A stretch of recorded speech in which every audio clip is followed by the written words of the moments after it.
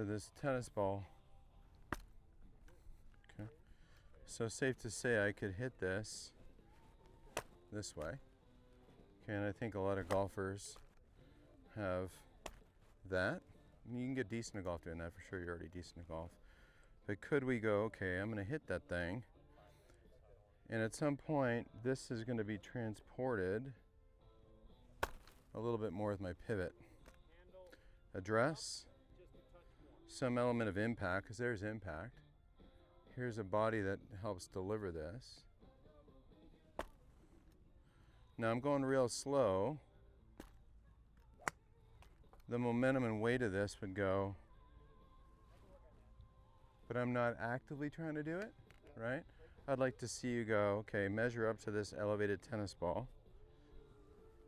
See, like your body could outrun this thing like a real tennis shot would go. Because we wouldn't hit a good tennis shot like this unless we were chasing and just trying to dink it over the net. It'd be some element of pivot transporting the act of striking. Does that make sense? So come on over here. Here's our target line. Kind of measure up, you know, middle of this thing to the elevated ball, right? Good, good hands. Right, now go back a bit and stop right over there. Good, right? And I would just say leave it there for the moment. Okay. Good. Now I'll be the engine. Okay. Ready? I'm going to kind of pull you and pivot you. So that's your chest is a bit more open, and this racket's trailing a little, isn't it? Now it's trying to catch up and pass, but I would like it to trail a little bit because your impact was kind of chest closed, you know, hands, ball would go a little left. Can you have the patience, and this is where, quote, courage comes into place. One of my coaches used to say courage, courage, courage, meaning keep your good hands on it. When the club here's address, impact is some place over here, it takes a lot of courage to unwind and know that this sucker is going to make its way, you know, to square, with the chest being, sensing it's mildly open, right? In golf, it's basically this, and I'm going to side bend the tar out of you. See what I mean? Yeah. You know? Right, so hold it up at tennis ball level. Right? Good. And feel like your chest opens and you give it a whack. Good. And if we tip that over, I wish I could like keep lowering this thing, right?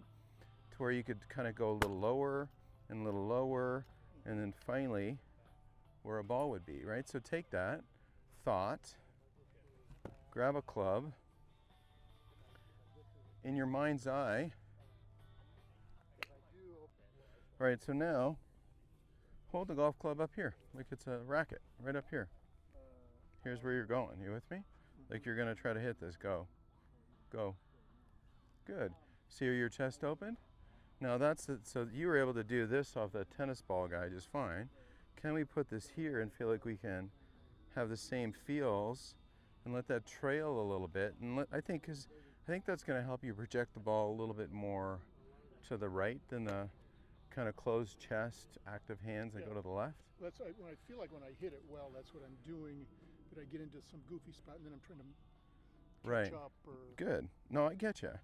And so when you're using the tennis ball gizmo, give me just some kind of element of, you know, just a small little guy, and see if you can kind of let, just like you're hitting a tennis ball, it's bouncing, whack, you'd hit it like this.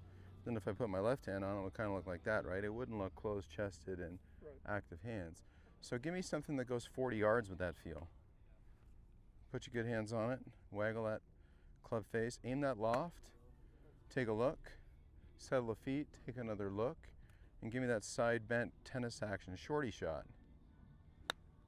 Okay, good. And so that's you more committed to feeling side bent opening through a ball. Does that make sense? Yeah.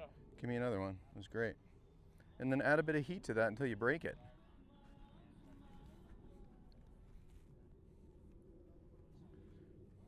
Just a little backswing. Feel like the chest unwinds.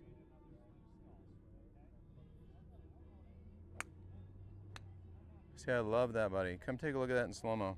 Loved it.